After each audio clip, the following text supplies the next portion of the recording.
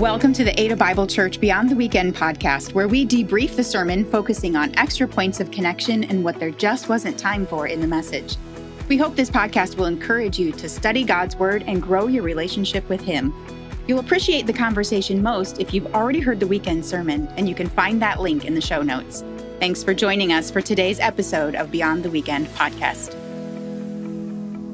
Well, hello. Thank you for joining us today for a new season of the Beyond the Weekend podcast. We're excited to jump into this new series, Confident. My name's Amelia Rhodes, Director of Discipleship Resources for the church. Joining me today is my regular co-host, Stephen Lewis, Pastor of Spiritual Formation. Welcome back, Stephen. So Aaron had a fun opener with these AI, real, not real. And this big conversation at our house was, how many did you get right? Well, let's see. There were three, right? There was the dog, the fire, and the cheeseburger. Yes. I think I got all three right. I don't believe you.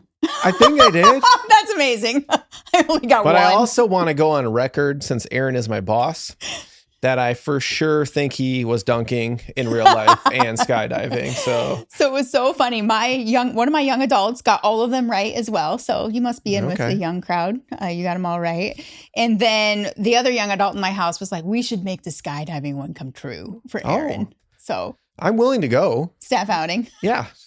Maybe we should do like a Beyond the Weekend podcast while we're skydiving. I don't know if we could get the tech issues figured out for that. I don't know that the church insurance would cover that. So I think we would get some, like if we did that for the You Asked For It series, you would get some real honest answers while falling at whatever speed you're going through the sky. Oh my. Well, we have a fun conversation planned for you today with some rabbit trails like that a little bit. No, it's good to be here. And so as we jump into this sermon, we have a fun guest today, actually, Sam Schubkegel. Did I say his last name right? I think you did. Okay. Yeah. I feel like I always get it wrong. Sam's joining us today, our young adult director. So we're going to have a great conversation about apologetics and our young adults and recapping the sermon. And so excited to hear what he has to say. And we talked about things like John, the background of John, and how it's always good to go back and remember who wrote these books and why. And even he was like, I'd forgotten some of this stuff about John. So we'll get into some of John's history, what happened to the other apostles.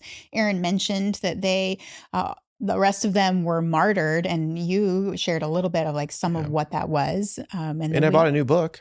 And you bought a new book that you're very excited to share that you bought this morning. And then we talked a little bit about Gnosticism. So you'll have to stay tuned for what that is. Gnosticism, modern Gnosticism, how that relates to this book and some of our young adults. And in that conversation is a very fascinating conversation about AI and some of how that relates to our world and our culture, and even how we can use 1 John and really evaluate what we should and shouldn't be doing in this world. And then we talked about apologetics, which we could have talked for like 2 hours. I know. We could have like a 3-hour podcast. I brought a big book for apologetics and we didn't even talk about it. No, maybe we can get to that at the end. Okay. So stick around to the end, because then we will talk about a couple extra resources we didn't get to. And there was a whole sermon section that Aaron cut, and he messaged us this morning and he's like, I'm so sad I can't be there today. Make sure you mention, if you can, these parts that I cut. So we'll share that at the end as well. But before we jump into this conversation with Sam, why don't you give us a quick recap of the points of the sermon? Yeah, I think, the series is Confident. It's about how we can have a confident faith. And Aaron's 4 points were about God reached down, and just how significant that is, because all the other faiths in the world and really belief systems are us reaching up to heaven or to God or the divine or whatever it is, and how God. And then the second part is that the way he reached down was by entering history, and how it's not debated that there was a Jesus who lived in the first century in Israel. That's just, it's like a fact. We have more evidence for that than basically anything else. And then some of that evidence is the third point, the disciples' testimony, right? And this is where we talked about how they all end up dead. Spoiler alert. The story ends up with the disciples all being killed for their faith except John. And then the fourth part about that is just God is personal, and how we can know him, we can have a relationship. And that's what John wanted for the people he was writing to. And that's what God wants for us. And just how, if we ask God, he will reveal himself to us. And I think the thesis for John's letter, this epistle, is so you can know. Like the whole theme of this, so you can know, so we can know. So let's listen in on this conversation with Sam. Well, hey, Sam, welcome to the podcast. Thanks for joining us. We're really excited for everyone to get to know you today and for this conversation. So why don't you start by telling us a little bit about yourself, your role in the church, any fun fact, but also how many of Aaron's AI photos, real, not real, did you get right? Okay, good. Yeah. Well, starting there, I got them all wrong except for the campfire. So No. all wrong except one. Yeah, I did. That was me too. Yeah. Burger got me. A lot of them got me. And I played along with my wife. And so it was like, okay, you're going to get this one. I've been on staff for 4 years now. And my specialty or my focus is young adults. So at Ada Bible, that's college, 20s, 30s. I get to spend a lot of time there. And then my family, a little bit about me in that world. I've been married for 7 years. We have 3 kids, 3, 2, and 1 years old. And so this is a summer where we get to say, 3, 2, 1, blast off. Anytime they ask how old our kids are. Is that how it actually goes? Blast off sometimes too? Yes, honestly. Yeah, that's very accurate. Steven's my boss here. So before I came on, I've never done the whole podcast thing. Am I supposed to look at cameras? Is this audio, visual? Doesn't matter. It's both. I don't know. Podcasts really evolved, like what it means, It's like you can watch a podcast now. What? Yeah. That's weird. But yeah, so I just threw into ChatGPT, hey, doing a podcast with my boss. How can I impress him? So I'll try to use big words. I feel underprepared. I have like one journal here. You guys have more than me. But I think you asked me, am I supposed to know what happened in 1100? I'm like, it's okay. It's fine. I did. I was like, what's my role here? So excited to be here. Yeah. Excited to get into the content and We're excited to have you here. You came in as a groups guy in young adults, right? Now you're leading our young adult ministry and doing a great job. And just I was able to go to, I think, 4 of the young adult worship gatherings and got to hear you teach and see you lead there, and just really, really excited about what God's doing through young adults at Ada Bible. Yeah. It's a great ministry. I had the joy of doing a devotional. You invited me in to do a devotional this past year and be on the panel, and just love that community and have gotten to know some of them and see your leadership. So we're really grateful. You started becoming a regular. You came a few times in a row. Like, where's Amelia? Like, I'm like, this isn't like her full-time thing, like she just comes. And it's a lot of fun. Yeah. It's great. Yeah. So we had a great sermon this weekend. We started this new series on confident, and we thought we brought you in because this is such a big topic that you've talked about in young adults, and apologetics is big among your community as well. So we want to just give a little bit of extra things that didn't make the sermon and discuss a little bit and get some of your perspective as well from our young adults. But when we enter a book like this, it's always helpful to know, this is where we always start, like, what did it mean to them? Like, who was it written to? Who was it written by, and why? And so I thought it'd be a great place for us to jump in to some things that Aaron didn't have time to go deep into. It's kind of who wrote this book and why. So let's start with John, because he's a really fascinating character. And we actually know a lot about John from the Bible and some from church history as well and church tradition. So let's see, who was John, the author of this book, and some facts that we all know about him. Yeah, totally. Yeah. I didn't bring much to this conversation, but I bulleted a couple things here. And so, thinking about John, who he is, disciple of John the Baptist, meets Jesus, follows him. One of the fishermen who Jesus calls to follow him, a son of Zebedee, known as one of the sons of thunder, if you're familiar with that. Like, if you're going to have a nickname, that's a great one. That is not a bad nickname. Oh, not at all. And growing up playing video games, I want to play that character. That's right, too. I want those abilities, whatever that is.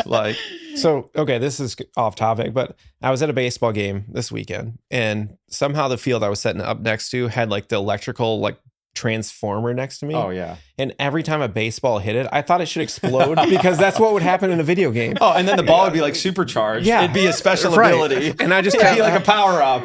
I just expected it to explode when a baseball hit it, but it didn't happen in real life. I think John got that nickname with his brother because they wanted to call down fire. This town that was a Samaritan town that wasn't accepting Jesus. And do you want us to call down fire? Yeah. And just the faith of that. This is a thing we can do. Is that our task right now? So yeah, John, one of Jesus's inner 3, Jesus had 3 who were kind of his inner circle. John got to see Jesus transfigured, one of the first to see the empty tomb and believe. He was a prominent leader in the church in Jerusalem, a pastor in Ephesus, as Aaron talked about. According to early church tradition, John lived longer than the other apostles. He died of natural causes, so not one of the martyrs, we think, in Ephesus around 98 to 100 AD during the reign of Emperor Trajan. When I write things down like this and I sit with you guys, I'm like, I shouldn't even go for it. Why? It's a Trajan.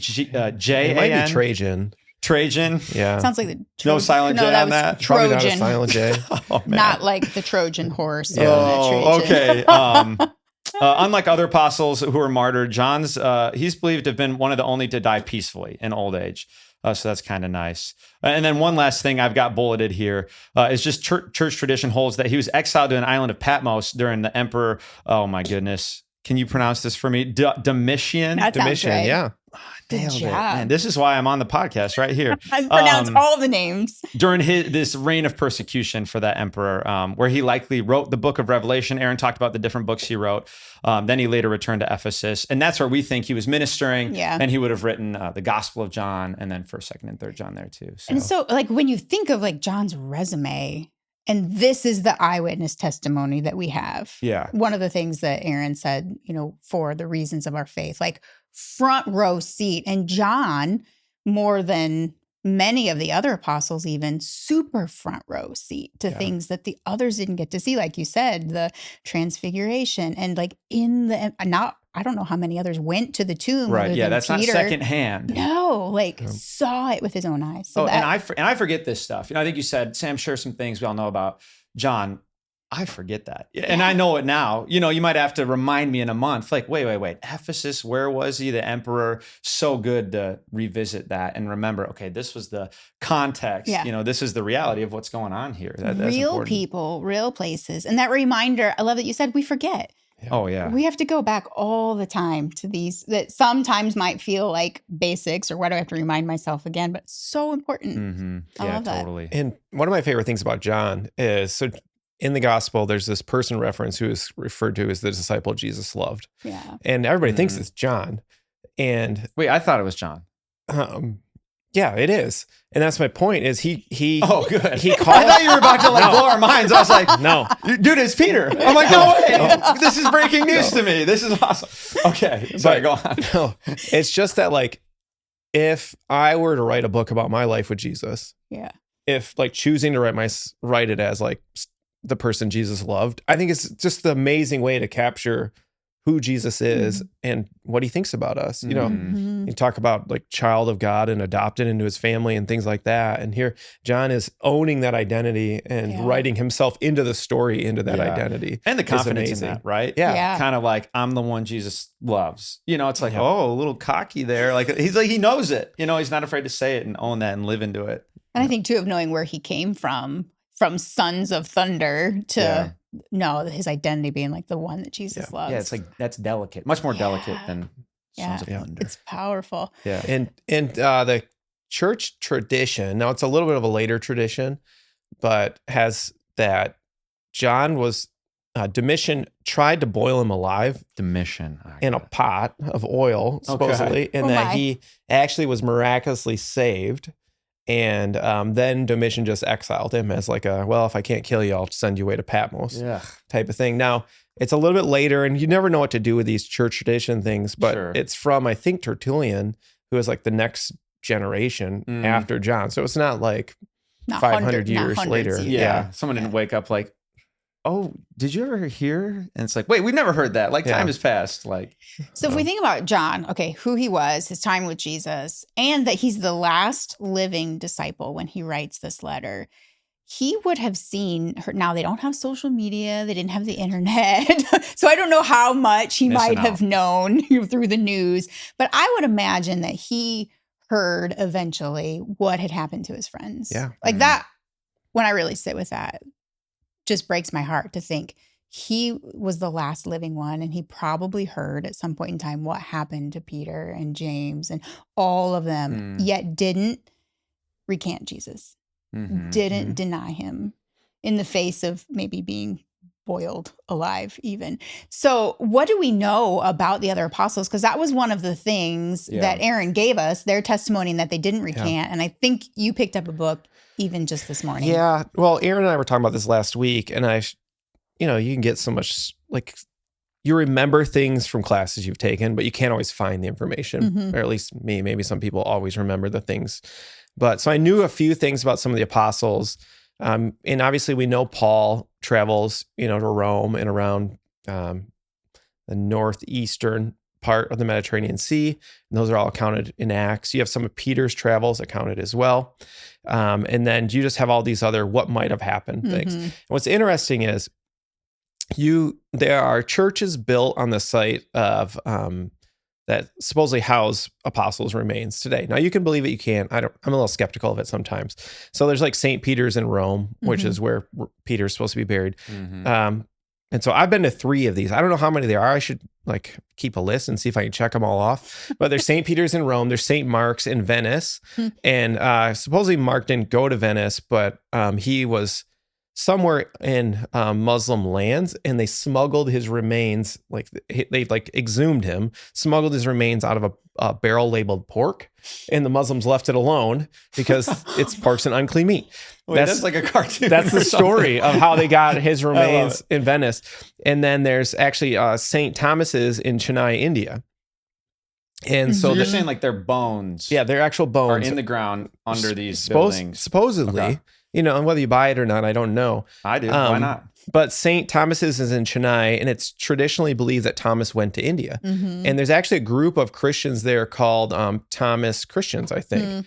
And they trace their roots back to Thomas's missionary journey. And so you have these different accounts. I did pick up a book. It's called After Acts. It's by a guy by the name of Brian Litfin, actually. And I haven't had a chance to read it yet. And I'm kind of looking forward to it. I'm hoping to be able to get through it this summer because it does talk through kind of like, okay, here's what we think happened. Here's where the tradition happened. Here's where it might start moving into legend type status. But Eusebius, who's writing around 290, so late 3rd century. So like, if you think about it, the time from essentially the American War of Independence to now, right? And we think of 300 years, it's a long time, but we also have pretty good confidence about what happened, with Washington and all those people. So this is a time period Eusebius is writing afterward, and he talks about how Thomas goes to Scythia, which would be the Russian steppes, which would be modern Russia, Ukraine, and Kazakhstan, which would, as possible. And Andrew went to Asia, which is actually more Turkey-ish. John also went to Asia. And then Peter went to Pontus, Galatia, Bithynia, Cappadocia, and Asia. And it talks about how Peter specifically went to the Jews there. And then in Rome, where he was crucified upside down, because he didn't want to suffer the same way Jesus did. And then, of course, Paul went, everywhere that we have accounted for in the book of Acts, but then also the church tradition says he was martyred in Rome under Nero. And if you've been to many weekend services, you've heard us talk about kind of Nero and how he blames the Christians for the fire of Rome as well. So there are different accounts of what happened, but everybody's pretty confident that they did not die happy deaths. And it's interesting when you think there are things we know in the Bible, but then church history and non-church history even giving accounts, that show what happened outside of this. And this is why we offered an Ada Bible Academy class once on church history. I used to think, why does that matter, all of that old stuff? And then as I've gone through seminary, and Sam, I know you're in seminary too, these things you learn like, oh, this really does impact our faith and matter, what happened in the Bible and then what happened right after. So yeah, super interesting. Well, the other, Aaron started out the sermon by talking about AI kind of as a joke, haha, but that really is a huge topic for us in our world today and is going to become, I think, even more so as believers, different elements of AI and how it impacts our faith. And this is where I think the letter from John in 1 John, the elements in there of what he's teaching to the challenges they faced in their day, the struggles they were facing, what was dividing them as believers. And Aaron said, he wrote because there was a segment that had broken off to a false teaching. And so much of the New Testament talks about false teaching, not something that we talk about often, but it matters because that still happens today. And I think there's some things that we're going to see in our culture, even more. And one of the things that John may have been writing, against was Gnosticism, which is another one of these big words. But it's important to know because in the early church, if not in New Testament times, shortly after, it's this line of thinking that comes forward. And I know we have a little bit of a definition here of Gnosticism, but I think it's important to know when you want to explain what Gnosticism is, and then we can talk a little bit about how that kind of relates. That's the one that starts with a G. It does. Just, for everyone listening, Gnosticism. So if you're going to Google that, yeah, Gnosticism. That's what it is. Gnosticism is what it looks like. Yeah. Yeah. I mean, so it seems all throughout people's thinking about like the physical world and the spiritual world. Just when you look at any kind of religion, there's always a group of people who would look at kind of the brokenness of the world, and where Christianity explains the brokenness through sin. Mm-hmm. Other people might explain the brokenness through just the physical realm itself is evil or has something wrong with it. So you see this in some Eastern religions. You start to see it in Gnosticism. It picks up, and it is probably what, like you could say a proto-Gnosticism maybe even is what a lot of the New Testament writers are talking about. And that's why they emphasize like the physical resurrection. Yeah. And that's why you have things like Thomas actually touching, be like Jesus offering Thomas to touch him. Like, no, I'm real, right? And so that Jesus eats, he goes and eats on the seashore. Mm-hmm. That's apparently hard to say. He goes and eats on the seashore with his disciples and cooks them food and things like that. So you have Jesus as a real person, and Christianity preserves the goodness of the physical realm and the creation. Mm-hmm. And so Gnosticism has this like secret knowledge. It's very big on a like secret type of knowledge that essentially will free you from the physical world. There are different versions of it, so it's hard to be like, this is exactly the thing of it, but secret knowledge will free you from the spiritual world is so much more important than the physical world. And whereas Christianity would say, we are physical beings. God created us as physical beings. We have a spiritual component as part of our physical, but you can't separate one from the other necessarily. And that, there's going to be a new heaven and a new earth that we will live on as physical beings. And that's what you see in the first part of 1 John 1. You almost have all the five senses, but we saw, we heard, we touched, very physical things. And as you were saying all of that, this just rings so true of so many conversations I've heard about AI and transhumanism, where there is a very, very strong belief today in culture and those who are really doing the research and some segments of AI study of the physical is bad and it's weak. And we can overcome that and we can replace it with technology and we can, it sounds like science fiction, but we're not that far away from having to make challenging decisions of, you and I were just talking, what's the difference between getting a knee replacement to make my knee work the way it should again versus becoming a superhuman? Because we can replace parts. And so I know AI is top of mind and you and I have talked about it. How do you see that in our young adult community, AI impacting our faith and our world and things maybe we need to focus on more than ever before? Yeah, that's a good question. AI is like here to stay. Like we all know that. It doesn't feel like the new kid on the block even if it's like, oh, AI is so great. It's like, it's kind of just here. It's kind of in everything. If you're in school, you're using AI. If you're working, if you're living, more or less, you're using AI. Like more or less. You might even use it, you don't even know. Like you Google anything now, and the first result is an AI generated result. It's not even an actual result. Yeah. So it almost feels like the question of like, oh, should we use it? Or it's kind of like, well, we are. It feels like the question's already so quickly shifted, from like, oh, should we use it to like, well, we are using it. So how do we use it? And how do we think about it? And I'll say like even texting, if you look at Apple's latest iOS update, they do a really good job of offering AI interaction where you'll get a text from a friend and it'll say, hey, here's some things we suggest. And if you don't like any of those and you write your own, it'll say, hey, would you like to change the tone up? And be a little more friendly, a little more. So can be super helpful. Also can make us even more skeptical of, am I texting this person and kind of what's the contents of their heart or their mind or their thoughts, or is everything being kind of filtered through whatever AI thinks and whatever. And so it's just like a dynamic. I've joked with some people who are 18, 19, who say, I don't send a single text without AI. And I'm like, is that true? Yeah. I was, okay. My son has one of those like lockdown smartphone, dumb phone things where it looks like a smartphone, but he can only do certain things. He's 14. Yeah. We're trying to, progress him in technology. But one of the apps that he could add was like an AI mental health chat bot. Oh, yeah, that's a big thing. And it was like, Mhm.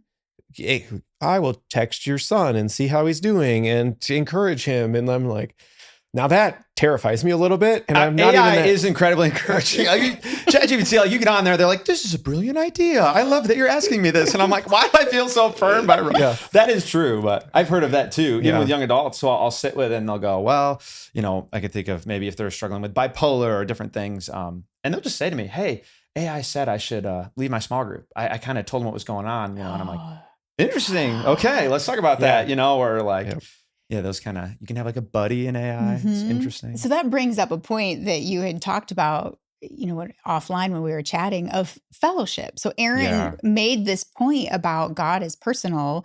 And one of the things that we have is fellowship with God and fellowship with other believers, and the importance of real fellowship and connection with other believers is becoming more and more important. Yeah, probably more important, probably more rare kind of in public spaces. If someday, like in the like far off history, there was like a town square with a tavern and like everybody gathered all the time. Like, I feel like those are physically dwindling, right? Like maybe there's like a mall, but I don't know if we can count that as like a really active, like social. Not really, no. My kids like to go there to like go on a slide like once or twice, but and so as that space kind of dwindles in the public sphere, online space rises, totally, I would say, especially when we think about church and community, it's only going to become more important, and even if you look kind of what studies are showing in terms of, hey, what is millennials or Gen Z, what are they really looking for in a church?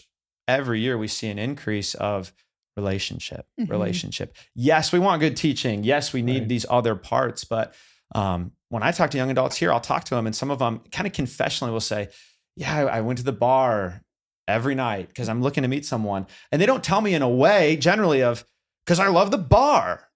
It's more because I don't know where else to go, and so as I hear those things, I'm like, oh man, as a church community, you can come here, every week, wonderful ways you can engage in community. It's not an AI chat bot. Yeah. It's not superficial somewhere where there's drugs and alcohol and it's relatively unsafe, but that we'd have safe space here that's real and tangible, not cyber. I think that's increasingly important. A place where you can serve and use your gifts and be known and be in community. And that's one reason why we talk about small groups so much. Yeah. And I mean, even Pastor Aaron this weekend talked about, if you want to know God's real, serve and get with people who believe, and you'll have a better picture of it. But also it just gives you a place for community.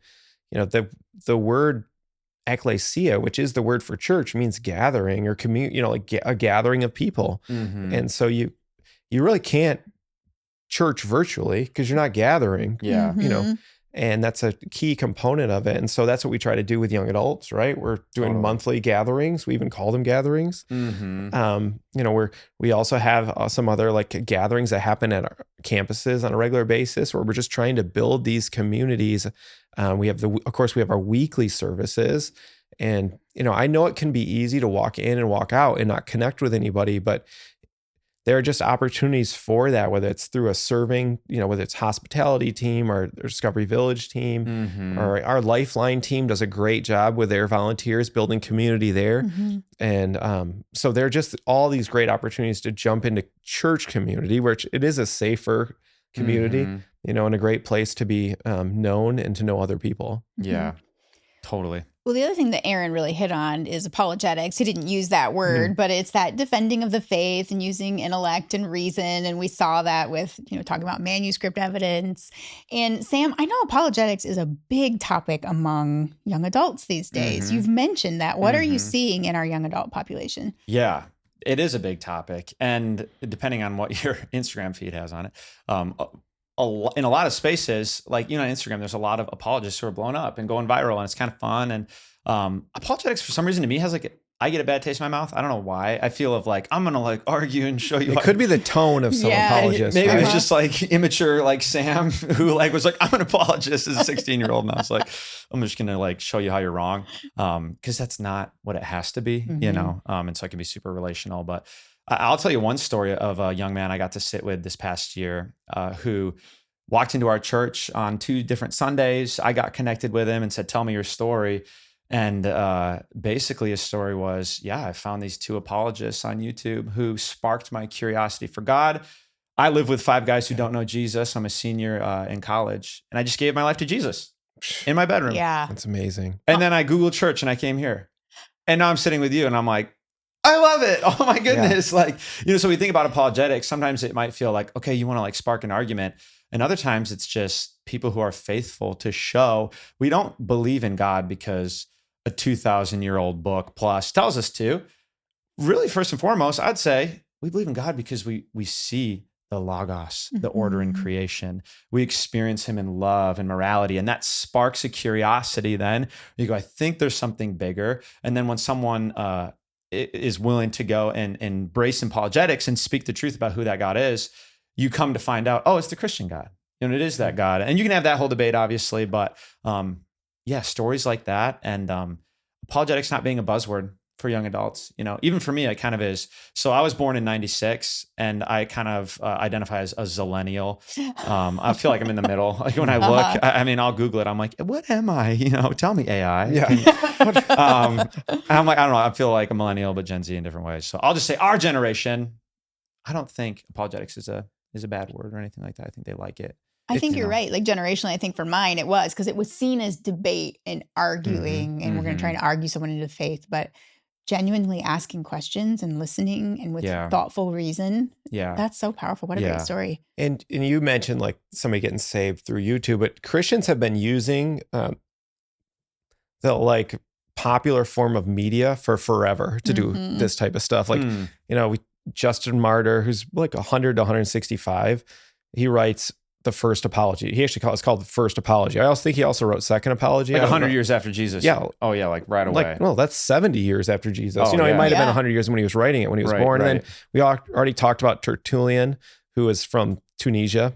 And he wrote stuff like that. Tertullian was a little skeptical of philosophy, so he more leaned into like evidence and what happened with Jesus. And then Origen, Alexandria, Augustine in Algeria. And then you go all the way through, you're up to like 1,000, 1,100 now. You got Anselm, who's, you'll have to look these things up and it's hard to understand, but the ontological argument was Anselm's big thing. And then Thomas Aquinas, he has 5 proofs in Summa Theologica that he does for, and then you go William Paley, who, if you ever heard of like the watchmaker analogy, like, hey, if you found a watch in a field, you'd assume, boy, this watch just didn't appear here. Somebody designed it, right? That was William Paley's thing. And then Pascal, who lived in the 1600s, he had Pascal's wager, which was like, okay, let's just say we don't know.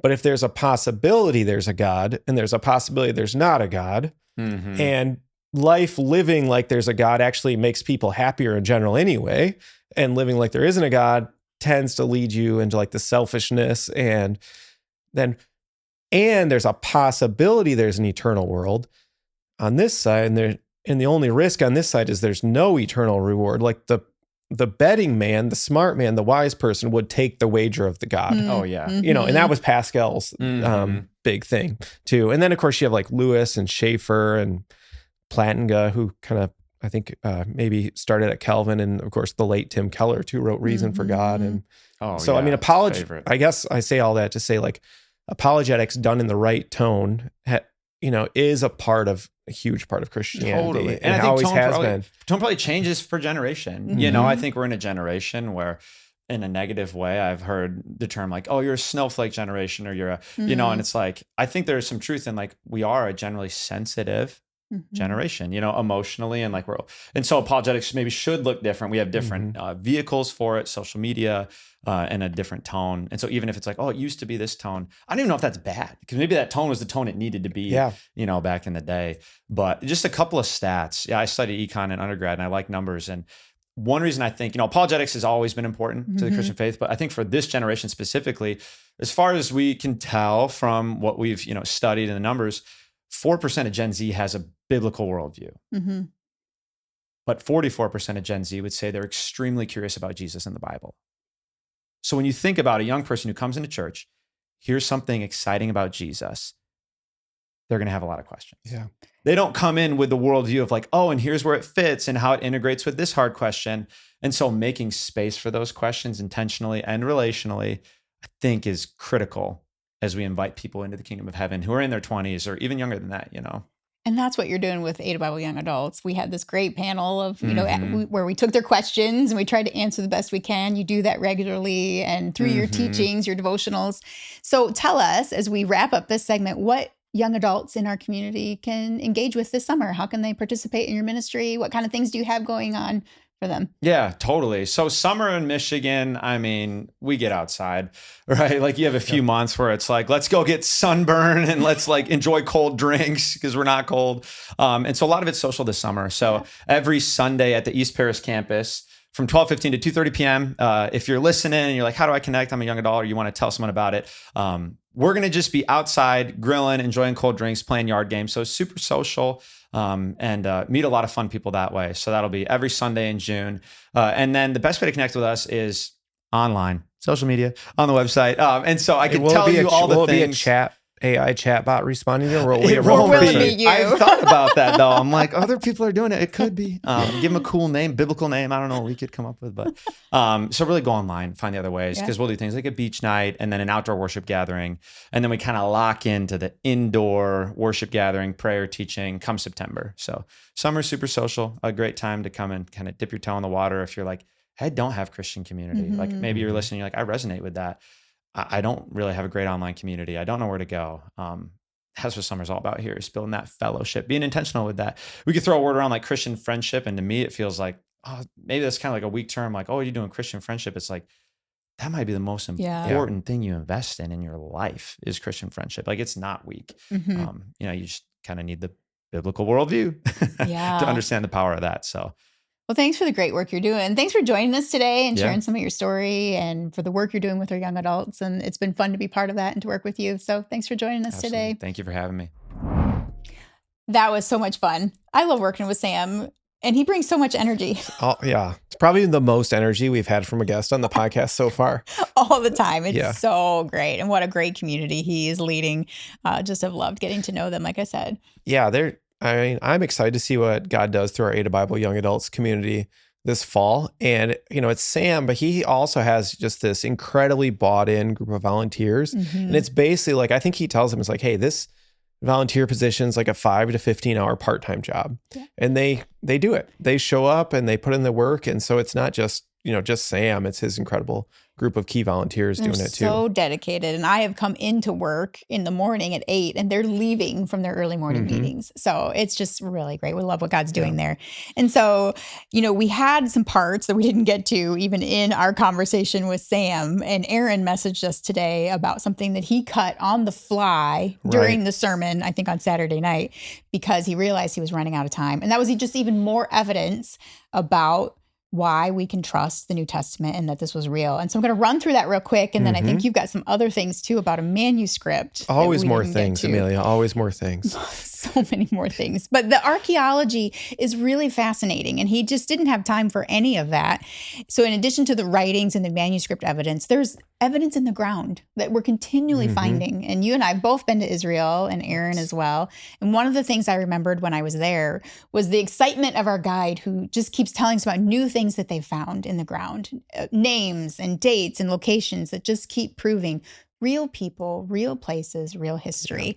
And Aaron had a couple of those related to Jesus in the Gospels. One of them was the Pilate Stone that was discovered in the 1960s. And it had this inscription about Pontius Pilate, which verifies that he was a real person who presided over Judea during the time of Jesus and oversaw Jesus' crucifixion. So that was a significant one. Yeah, so kind of to frame this, you have this period of time where people are really questioning the veracity of the New Testament. And they're like, well, there's nothing about Pilate and there's nothing about this. And the word David hasn't popped up in archaeology yet. And then you just have people keep digging and literally digging, and they're finding all these things, the more tells, the more sites they're coming in. So the 1960s, there was nothing other than the New Testament to prove that Pilate existed until the 1960s. Somebody found it in the 1960s.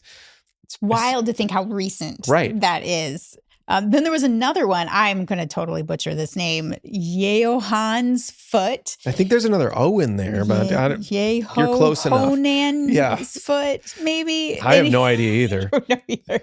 We can maybe spell it out on the show notes. But he was a first century Jew who was crucified by the Romans. And you can still see the nail in his foot. Mm-hmm. And this is just proof of crucifixion was real and it happened, and even how they crucified.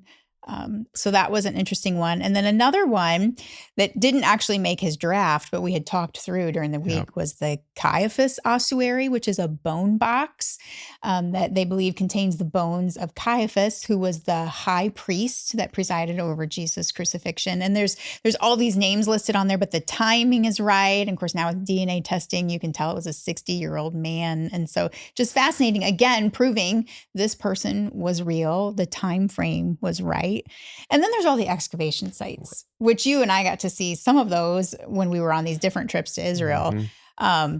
Capernaum, where Jesus spent so much time, Peter's house. Yeah, it's right there. Like right next to the synagogue where Jesus would have stood up and taught. Yeah, there's a spot where if you're standing in that synagogue, you're standing, I think, in the 2nd or 3rd century level. And then they have excavated like a little corner. It's maybe like 5 feet by 5 feet, 10. I'm bad with sizes, but 10 feet by 10 feet.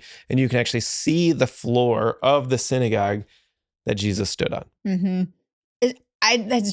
I can't even put words around what it's like to see some of these things and even stand there and realize, no, this matches what I've read my whole life in the Bible. Yep.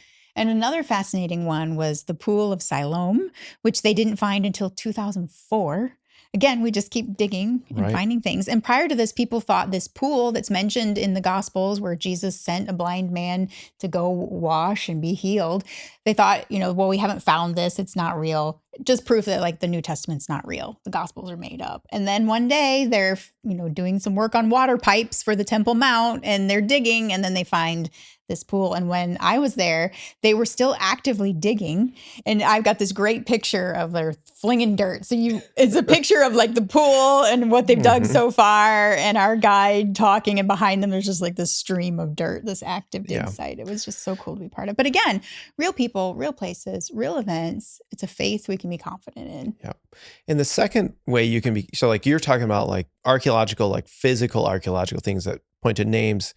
And there was a time period, early 20th century, late 19th century, where it was texts were kind of like the key thing, like actual biblical texts. And there are some crazy stories about how people found these different texts. Like one guy found them. He was at a monastery somewhere and they were starting fires in the kitchen with him. And he realized what they were. And one account is that he just took them and ran. And another account is that he asked for permission and they let him go. But he's been known as the thief ever since then. So I'll let you guess at which account is true. But I mean, they were starting fires in their kitchen with him and he did preserve them. But one of my favorite things to talk about when it comes to text is this little fragment from the book of John. It's called P52. P stands for papyrus. That's the type of paper it was written on. It was produced out of Egypt. You might have made papyrus like in elementary school, even, like in those make paper type things. But I'm looking at, by the way, if you're watching along, I'm looking at my Baker Encyclopedia of Christian Apologetics by Norman Geisler, who I did have a class with him as well. He's gone now, but it talks about P52. And this account says that it dates to the first half of the 2nd century. So probably it puts it at 117 to 138. Now there's some, of course, dating old things is very hard to do, but it belongs to the John Rylands Library at Manchester, England. So I think you might even be able to see it if you go there. It was found in Egypt. But what's crazy about it is it's a piece of paper, a fragment of this papyrus, but they know it was part of a book because it has text on the front and the back. And in fact, it's the front portion is John 18 verses 31 through 33, and the back portions are verses 37 through 38. And so it's what would fit on a standard size. So they think it was from a copy of the Gospel of John, but it's so early, they date the Gospel of John for anywhere from like 60 to 90 AD. And if this was and 115-ish, 130-ish, this copy found in Egypt somewhere is like 50 to 60 years after the first one John ever wrote, which is just so early, crazy to me. Just nuts that we have a copy of a sheet of the New Testament from that early. And it's clearly a sheet with the front and the back too, which is just, I don't know. It just is like, it shows to me that this is God's word. Right. He's protecting it. He's providing all of this evidence. And when we saw the chart that Aaron put on the screen, during the sermon, so many people went back and screenshotted it or took pictures of it. We don't doubt Homer. We don't doubt Plato. We don't, ever try and, is it accurate? We have so much more evidence and things like that. It's just mind blowing. So there's so much. I actually have a book here, and it's one of the most boring books I've ever read, but it's, so I'm sure everybody's rushing out to get it right now, but it's called The Text of the New Testament, by Kurt and Barbara Oland. And really it just walks you through, the first half you can read more of, and then the second half is like in this text, and here's where it came from, and here's what it was found. And, there's a book about where they found all the, and the types of texts involved in the New Testament. There's that many of them. The scholarship into it is so deep. People have dedicated their lives, to studying this and being accurate. Well, something that's not as old and maybe a little more modern and maybe not as boring is one that I read. We talked a lot about AI. I just want to mention this book called AI Shepherds and Electric Sheep. I know that AI can be overwhelming, and how does it relate to our world, and what's real and not real, and how do we respond as Christians? We talked about that a little bit with Sam. This gives a good, really accessible history of AI, how we can respond as Christians, what we don't need to be afraid of, but then also the importance of spiritual practices that are physical, grounded in our real world, things like community that we talked about, cooking a meal together, sharing how that's a spiritual practice. And so just want to encourage everyone, this is something that we need to know about. How do we respond, and how do we live as believers with a confident faith in a world of AI? I mean, I haven't read that book yet, but I remember you read it and you were like, this book is so good. Yeah. And so I might add it to my book list. I like more about like what happened before, and then knowing how AI is going to take over the world. It does have some history, so you'll like that part. It's got a little bit of history in there too. Well, as we wrap up this episode, we've got 4 more weeks of this series. Really excited. The upcoming week, what can we look forward to that Aaron has for us? Yeah, he's going to, we're in a series about confidence. So he's going to talk about how we can know for a Christian, essentially. And I don't want to give it away too much. I will just say the title is The Character Test. And we're going to stay in 1 John, chapters 1 and chapters 2. So if you're looking for something to read this week, as we head into the weekend, 1 John chapters 1 and 2. And then a couple other things that Aaron encouraged us for action steps throughout this series is to read the Gospel of John. So read maybe 1 John and the Gospel of John. 1 chapter a day, you'd get through it in the whole month, or listen to it when you're in the car. And then also that prayer that he prayed that we ended with, I think is a great way to end our episode too. And just that open-handed prayer of, God, make yourself real. I know I will pray this sometimes and be like, oh, I'm sorry, God, that I have to ask again, and that I'm still doubting or wondering. And every time it's like, God's like, I'm here. Like, it's okay to ask. It's okay to admit where we're doubting and struggling, and be like, God, will you make yourself real? So as we close today, I just pray that God will make himself real to you, and you will know that this week. So thanks for joining us. We'll see you next time. Thank you for joining us for this episode of the Ada Bible Church Beyond the Weekend podcast. We pray this conversation was helpful and encourages you throughout the week as you seek God's help to grow in his word. You can find all resources mentioned in this episode in the show notes, including a link to this week's sermon and the current sermon series. We hope you'll join us next time for the Beyond the Weekend podcast.